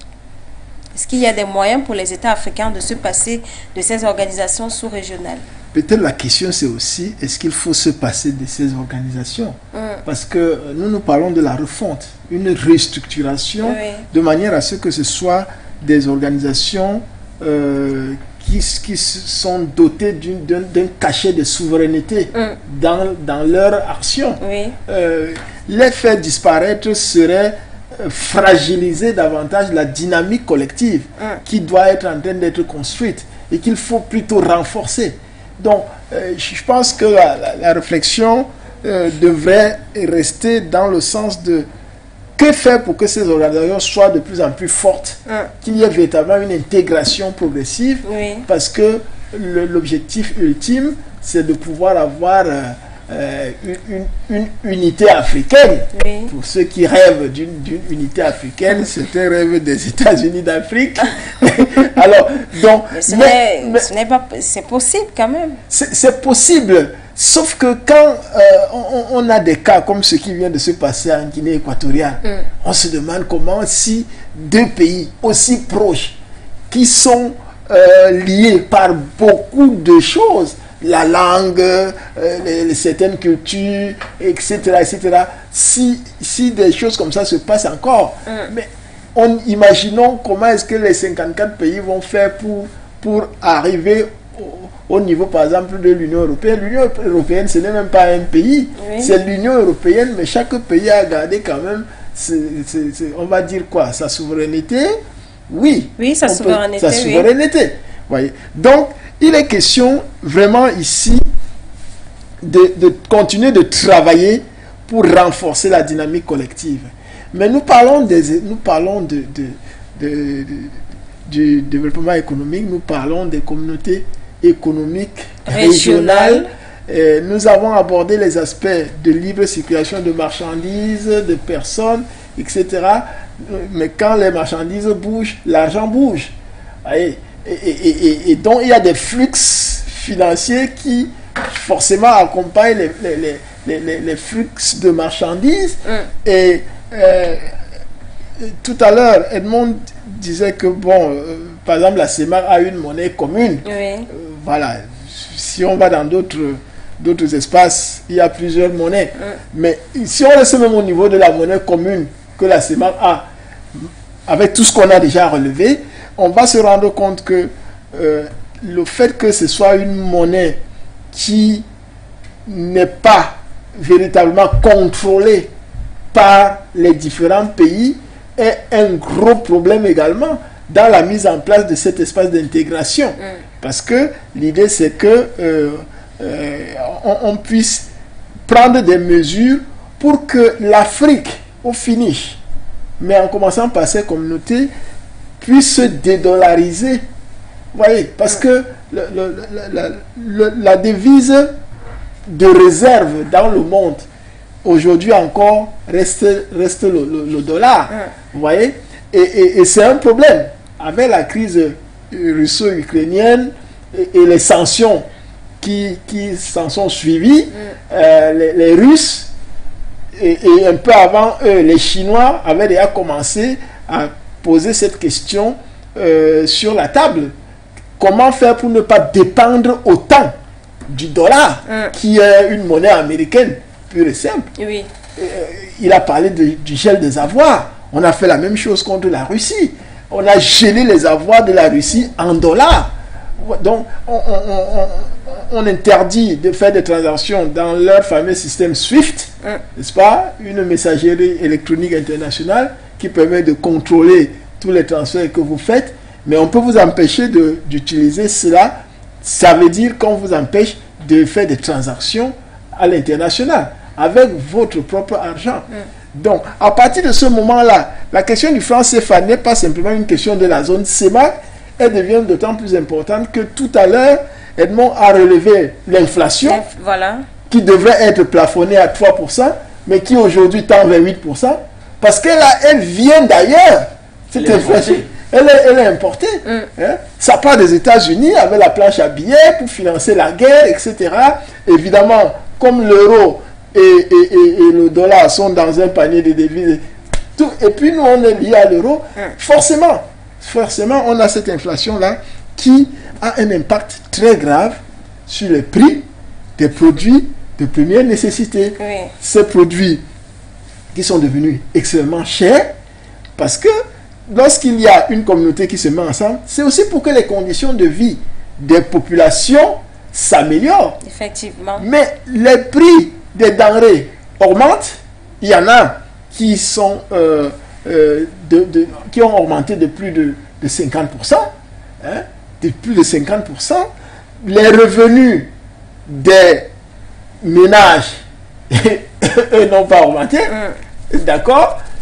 On prend en compte le fait que le franc CFA lui-même qu'on utilise avec le temps est dévalorisé, parce que ce qu'on pouvait acheter il y a 5 ans avec 10 000 francs, ce n'est plus, on ne peut plus l'acheter aujourd'hui avec les mêmes 10 000 francs, etc.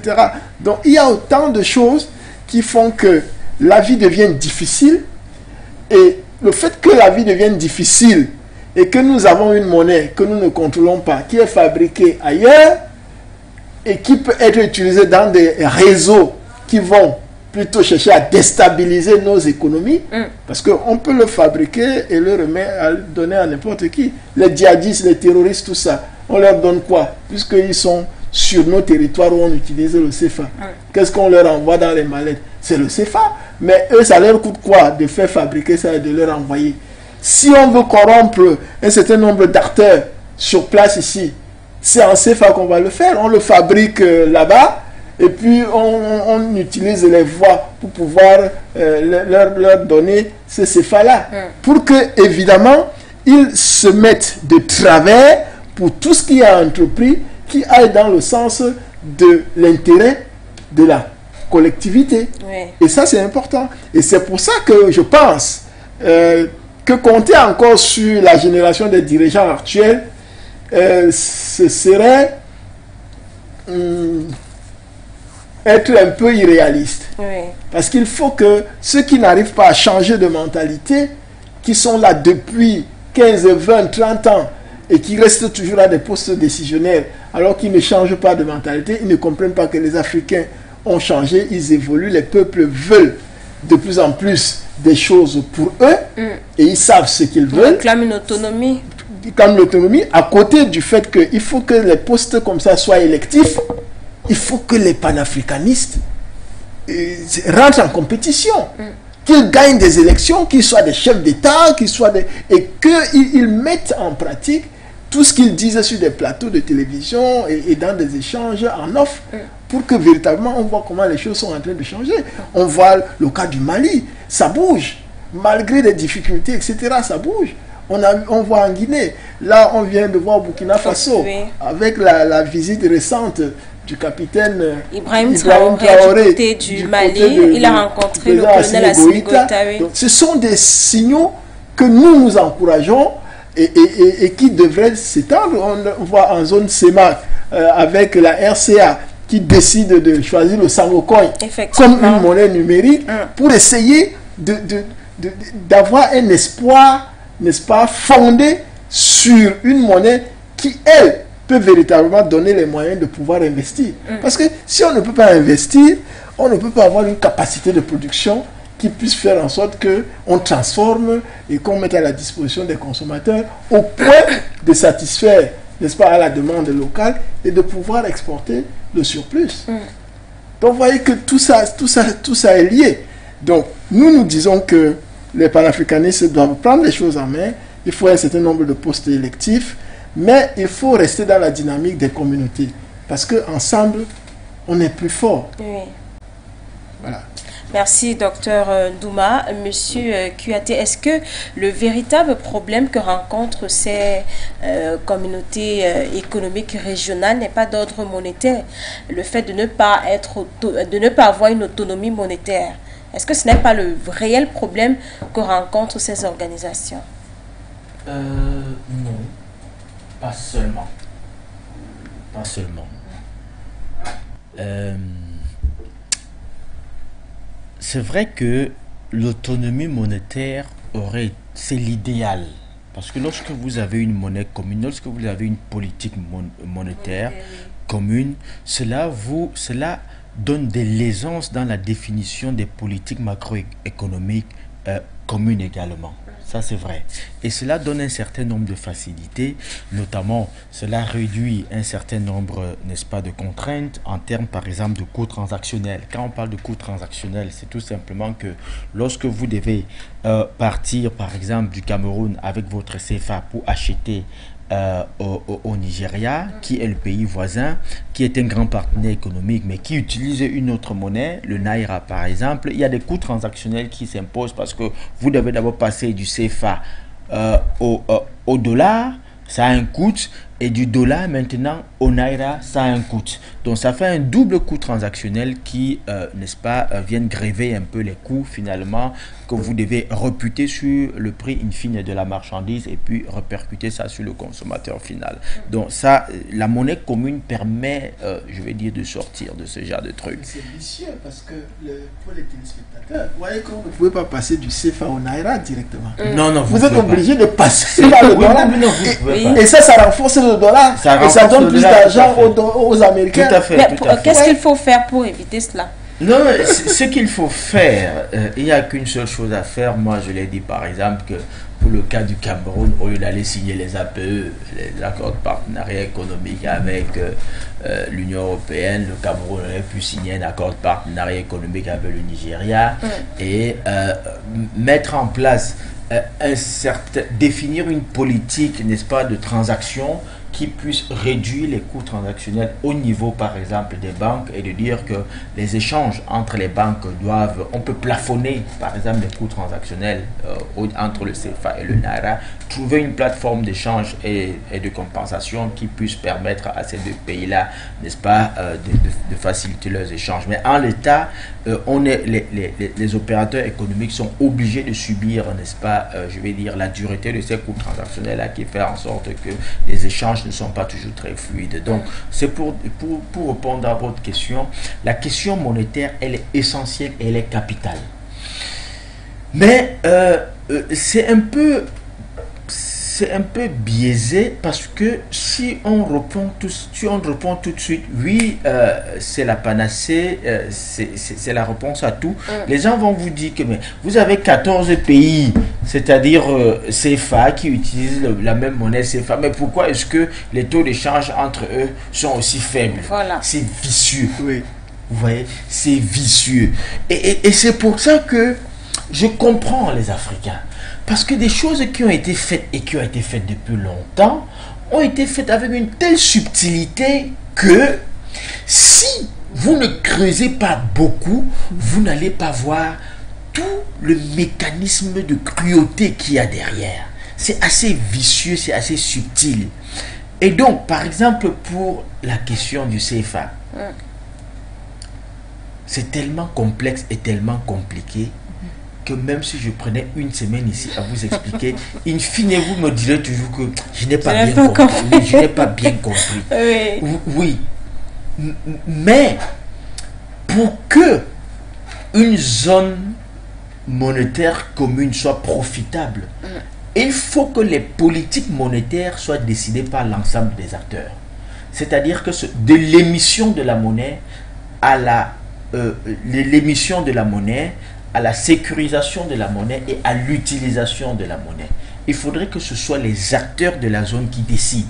C'est pourquoi le projet ECO a été très rapidement saboté par Macron et M. Ouattara. Parce que c'est un projet qui est pensé depuis 1980. Les gens croient que c'est un projet de 2017. Non, c'est un projet qui est pensé depuis 30 ans. Depuis plus de 30 ans au moins. Et donc, si l'ECO réussissait à se mettre en place, ça allait ouvrir des zones de perspective dans toute la zone CEDEAO. Pas que lui et moi, mais dans toute la zone CEDEAO. Mais l'avantage, c'est que la banque centrale devait être unique et décidée par les acteurs de la CEDEAO. Voilà. Et ça devait être placé dans un pays de la CEDEAO. Et la politique monétaire commune devait être conjointement décidée par l'ensemble des pays. Ils devaient décider de ce qu'ils font de leur monnaie. Et ils pouvaient même décider de la politique de la variation monétaire. C'est-à-dire, par exemple, de dire que, bon, écoutez, lorsque on peut décider, par exemple, d'une période de forte importation de nos produits, alors on fait un peu pousser notre monnaie, on donne un peu plus de la valeur à notre monnaie. C'est-à-dire, ils peuvent décider que ce ne soit pas une parité fixe, comme c'est le cas du CFA, mais que ce soit une parité fluctuante. C'est-à-dire que le jour où ils s'entendent pour massivement importer de la Chine ou de, je sais pas trop, de la Turquie ou de n'importe où, et puis ils décident d'apprécier un peu leur monnaie. d'ajouter un peu de force à leur monnaie et d'acheter. Parce que lorsque votre monnaie est forte, vous importez à moindre coût. Et également de dire que bon, quand nous avons fini d'importer, on baisse un peu notre monnaie pour être compétitif en termes d'exportation. Ça, c'est ce qu'ils peuvent décider. Ça, c'est lorsque vous avez une politique, lorsque vous décidez de votre monnaie, vous pouvez décider de la politique monétaire et des variations monétaires. Et vous pouvez davantage gagner. Et ça vous fait gagner. Ça vous fait gagner tout à fait. Mais maintenant, lorsque vous avez une monnaie commune, comme le franc CFA, dont l'émission est décidée à Paris, à l'Élysée, la monnaie est battue à Chamalières et à Clermont-Ferrand. Et puis, la monnaie, lorsqu'elle part de Paris et Clermont-Ferrand, quand elle arrive, quand elle descend de l'avion, suivant qu'elle part à Abidjan ou à Yaoundé, ce n'est plus la même monnaie, même si ça s'appelle CFA. On va vous dire qu'il y a le CFA ZAF et le CFA ZOF. Donc, des trucs comme ça, toi tu es Camerounais, tu entends que bon,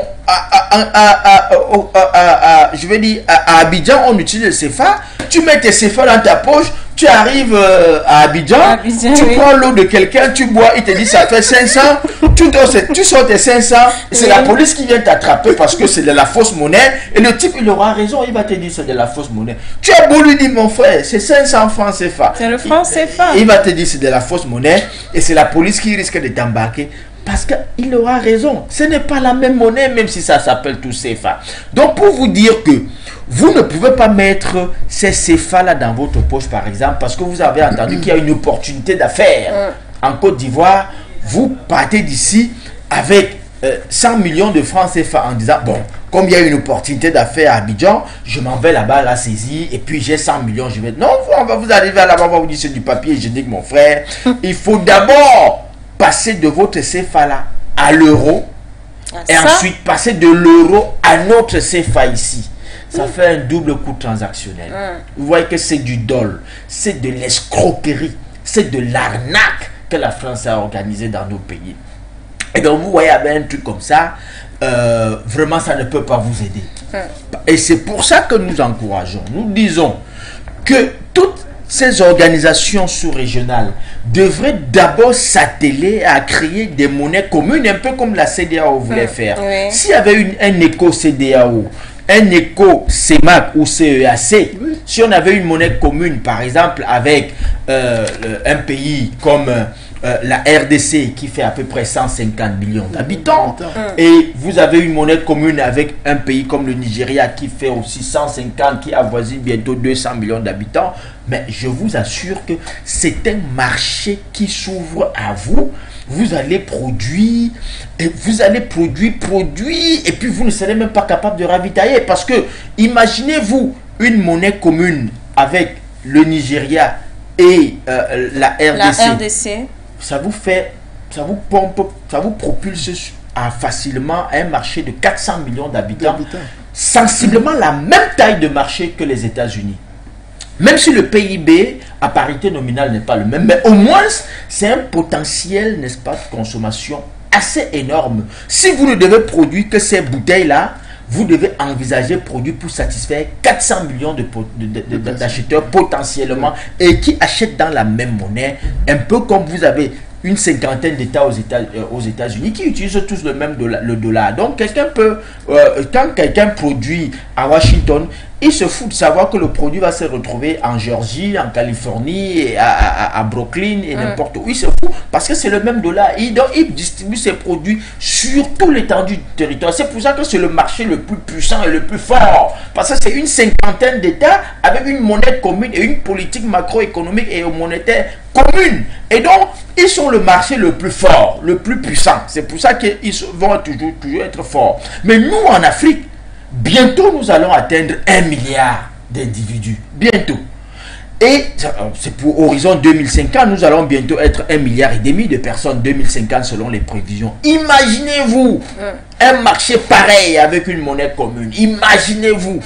Mais vous n'allez plus jamais envisager d'importer quoi que ce soit, d'aller chercher quoi que ce soit, d'aller vendre quoi que ce soit en Europe, d'aller vendre quoi que ce soit en Chine ou en Turquie. Parce que la demande en termes de consommation va être tellement forte que pour que vous puissiez satisfaire cela, vous devez tourner vos machines 24 heures sur 24 pour satisfaire n'est-ce pas, la population. Et donc, c'est l'idéal pour nous aujourd'hui que l'Afrique, dans son ensemble, puisse avoir une monnaie commune.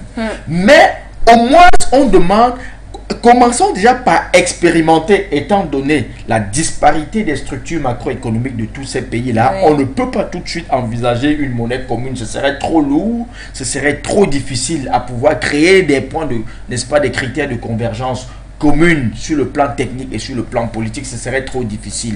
Étant donné la disparité, comme je l'ai dit, n'est-ce pas, des structures macroéconomiques de tous ces pays-là. Mais au moins, si toutes les zones, les organisations sous-régionales pouvait, n'est-ce pas, mettre en place une politique monétaire commune, on pourrait trouver le moyen de créer une harmonie entre toutes ces tous ces pays-là, entre toutes ces zones monétaires-là, de manière à faire en sorte qu'il y ait des échanges. On peut trouver comment balayer les coûts transactionnels entre, parce que si on a une unité centrale qui assure, n'est-ce pas, on a l'interface qui assure la compensation entre toutes ces zones-là, ça va se faire. Et c'est possible, techniquement c'est possible. Vous avez devant vous quelqu'un qui travaille sur des questions financières, le docteur Douma, et donc il peut vous dire que ça se fait. Au jour d'aujourd'hui, oui, c'est très faisable. Vous pouvez avoir, n'est-ce pas, une plateforme qui accueille toutes les monnaies et qui assure la compensation en éliminant justement, ou alors en réduisant les coûts transactionnels vraiment à leur portion la plus congrue possible, de manière en sorte qu'il y ait des échanges très faciles entre toutes les zones, n'est-ce pas, entre toutes les zones sous-régionales. C'est possible, mais est-ce qu'il y a une volonté d'y aller? Lorsque vous avez des gens en Afrique, comme le docteur Douma le disait, des Africains qui n'ont d'africanité que leur peau et la consonance de leur nom, mais qui dans leur tête et dans leur ciboule sont très parisiens, très londonien et très washingtonien. Vraiment, qu'est-ce que vous allez faire avec des gens comme ça? C'est pour ça qu'il faut, et je le dis, je l'insiste, il faut qu'aujourd'hui, que les panafricanistes, les véritables, pas les panafricanistes de pacotille, parce qu'il y en a plusieurs là également, mais les panafricanistes vraiment convaincus, il faudrait qu'il y ait un moyen pour eux de prendre le contrôle, de prendre les manettes de contrôle dans tous les différents pays là, et ensemble ils vont mettre en place une politique commune pour gérer l'Afrique et porter l'Afrique vers son développement. Merci monsieur Kouyaté. Docteur Douma, pourquoi c'est si difficile d'avoir cette autonomie pour ces pays africains? Alors, ce que Edmond appelle simplement coût transactionnel, c'est une grosse niche de revenus pour des gens qui veulent que ça se passe comme ça. Parce que pourquoi est-ce que si j'ai le CFA, je vais acheter au Nigeria, je ne peux pas changer directement mon CFA en Naira? Pourquoi? Vous voyez, le citoyen normal se pose la question, se demande, mais pourquoi pas? Mais parce qu'il y a, il y a une minorité de gens qui a imposé ce qu'ils appellent le panier de devises. Le panier de devises. De référence. De référence. Si je le sais, il faut d'abord que j'achète l'euro. Et puis après, je vais aller maintenant faire la transaction entre l'euro et le naira avec une transaction commerciale, etc. Tout à fait. Pour renforcer l'euro, si ça avait le dollar, pour renforcer le dollar et faire gagner donc les pays qui sont propriétaires de ces devises dites de référence là. Et l'Afrique subsaharienne est la zone avec les taux de transfert les plus élevés au monde. Autour de 8% des montants transférés. L'Afrique, mais c'est énormissime. Donc, tout ça, ce sont des frais importants, invisibles, pour faire les affaires. Parce qu'il y a un homme d'affaires qui n'arrive pas à transférer les fonds, simplement, alors qu'il s'agit d'une transaction commerciale qui est liée à un certain nombre de marchandises. Non seulement il doit beaucoup payer pour ça, il y a des tracasseries, il y a des plafonds, des montants qu'il ne peut pas dépasser, etc. Donc il y a énormément d'implications qui ils peuvent expliquer qu'à un moment donné, évidemment, on puisse avoir l'impression qu'on tourne en rond. Donc, pour avoir cette autonomie-là, encore une fois, il faut que nos différents États, dans la dynamique technologique de l'innovation, commencent à comprendre que la monnaie même, la monnaie fiduciaire ou fiat, c'est-à-dire les billets et les pièces, avec l'évolution du numérique, ces formes de monnaie sont en train de perdre un peu Ça doit même disparaître. de la valeur. Et il y a même des prévisionnistes, comme il est en train de dire, qui disent que ça devrait disparaître dans le temps. Ouais, Donc, ça doit qu'ils disparaître. commencent déjà à orienter leurs réflexions sur les monnaies digitales, sur une forme de monnaie parce que ça donne des avantages, notamment de ne pas forcément avoir toutes les infrastructures qu'il faut, toute la technologie compliquée pour fabriquer la monnaie fiduciaire, etc. Mais de passer par le bon technologique et de pouvoir donc mettre en place ces monnaies progressivement, parallèlement aux monnaies fiduciaires qui sont en voie, on va dire, un peu de disparition. Je ne suis pas de l'avis que ça va disparaître totalement, mais la proportion sur les transactions va baisser drastiquement. Encore qu'elle ne représente que 5%. Hein. Mais docteur, monsieur Kouyaté, pourquoi est-ce qu'elle doit disparaître? Oh, ben, c'est pour répondre à la donne actuelle. Pourquoi? Parce que la monnaie fiduciaire a un coût déjà de fabrication. Vous savez que, par exemple, au jour d'aujourd'hui au Cameroun, il y a un problème de petite monnaie qui, je vais dire, qui dérange terriblement la microéconomie. C'est-à-dire que la maman qui vend ses plantains prunes dans la rue, elle peut perdre facilement 5 clients parce qu'ils se présentent devant lui avec 1000 francs ou 2000 francs. Ils veulent 2 plantains de 100 francs et les prunes de 50, ça fait 200 francs. Elle peut pas rembourser. C'est récurrent. Et donc, le petit marchand ambulant ne peut pas facilement écouler ses produits parce qu'on va lui tendre 1000 francs ou 2000, parfois même 5000. Et on veut des choses pour 300, pour 600, 700 francs, il ne peut pas. Donc, comme ça, 5 fois, le manque à gagner est énorme. C'est également, je vais dire, ça crée également une pénibilité pour le consommateur qui ne peut pas accéder à un bien en temps opportun. Donc, c'est difficile aussi bien pour le vendeur que pour le consommateur. Et donc, pourquoi? Parce que la France qui fabrique cette monnaie-là trouve que le coût de fabrication est énorme. Et donc, les Chinois ont trouvé un moyen de siphonner toute la petite monnaie. Ils ont volé toutes les pièces avec les salles de jeu et autres. Je ne sais pas comment ça se fait, il n'y a pas de contrôle. Moi, je ne sais pas, je ne peux pas vous dire, mais ce que je sais, c'est que les Chinois ont suffisamment siphonné, n'est-ce pas, les pièces chez nous. Et du coup, ça crée un problème. Et donc, vous savez que la production monétaire obéit à une politique de planification pour éviter de déverser dans le circuit économique une masse monétaire qui puisse, n'est-ce pas, causer un autre problème, n'est-ce pas, d'inflation. Parce que lorsque la masse monétaire en circulation dans une économie croît plus rapidement que la production, forcément vous tombez dans l'inflation. Et donc, pour éviter cela, la France vous dit, j'ai produit tel volume de monnaie pour 3 ans, pour 4 ans. Si vous avez consommé tout ça, vraiment c'est votre problème. Entre-temps, les Chinois ont siphonné tout ça. Ils sont partis en Chine avec, et c'est avec ça qu'ils fabriquent d'autres objets. Et donc, au jour d'aujourd'hui, il me semble que si on pouvait expérimenter ce que j'ai vu du côté du Kenya, c'était au Kenya et en Éthiopie, c'est-à-dire que l'opérateur de la téléphonie mobile donne des petits téléphones à tous les petits commerçants gratuitement. Mais vous avez l'obligation de faire vos transactions de monnaie électronique à travers cet outil-là. C'est uniquement pour les besoins de la cause. Hein. Ça ne vous sert pas à appeler. Non, uniquement pour les transactions. Uniquement pour les transactions. Donc ça, c'est l'opérateur de la téléphonie qui se charge de le faire, qui vous donne des téléphones. Il a distribué ça dans tous les villages. Et donc les petits vendeurs, pour acheter une prune, pour acheter deux légumes, deux fruits, ça passe par là. Donc vous voyez, eux, si tu pars là-bas, tu parles de la monnaie, les gens vont te dire, mon frère, ne te fatigue pas, nous n'avons pas besoin. Fais-moi l'orange, fais-moi... Effectue la transaction. Excusez-moi, c'est l'habitude.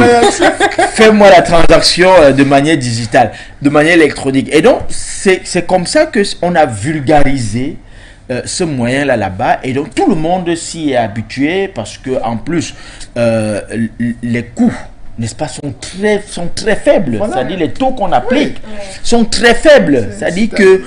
et puis, à un certain seuil, au-delà d'un certain seuil, vous ne payez presque rien. C'est-à-dire, si vous devez faire 100 francs, vous payez presque rien, c'est gratuit. On commence à appliquer, n'est-ce pas, les coûts transactionnels lorsque vous faites peut-être 500 francs. Mais en deçà de cela, vraiment, vous ne payez rien. Et donc, ça a stimulé un peu ce moyen de paiement alternatif qui fait en sorte que tout le monde s'y est mis, tout le monde s'y est habitué. Et du coup, la monnaie fiduciaire tente à disparaître. Elle ne va pas disparaître complètement. C'est pas ce qui passe parce que tous les gens ont toujours besoin de manipuler un peu du cash, tout cela. Ça c'est vrai. Mais au moins on va réduire la proportion parce que déjà qu'il faut savoir c'est que dans l'économie, la part de la monnaie fiduciaire représente 5% et un peu moins. C'est moins de 5%. C'est-à-dire tout ce que vous manipulez comme billet là, ça ne représente pas plus de 5% dans l'économie. Le reste de la monnaie, elle est scripturale. C'est-à-dire que les taux de transfert et tout ça, machin, les virements et autres. C'est ça qui représente la vraie monnaie. C'est ça la vraie monnaie. Les chèques, les virements, les billets à ordre, les traites, les cartes bancaires et autres. C'est ça qui représente le vrai. La monnaie fiduciaire que vous manipulez là, ça ne représente que 5%. Et donc, si on vulgarise le moyen alternatif de paiement tel que la monnaie électronique, finalement, on va passer de 5% à peut-être 2%. Ça ne sera que sa portion très congrue. Peut-être qu'on va tomber à 1%. Et du jour au lendemain, les gens vont vous dire que vraiment, traîner même les billets en termes de sécurité, si on m'agresse, parce que c'est tellement sécurisé que si vous avez votre téléphone, si quelqu'un vous agresse, il arrache votre téléphone, tout de suite, il ne pourra pas s'en servir. Et non, il ne pourra pas s'en servir.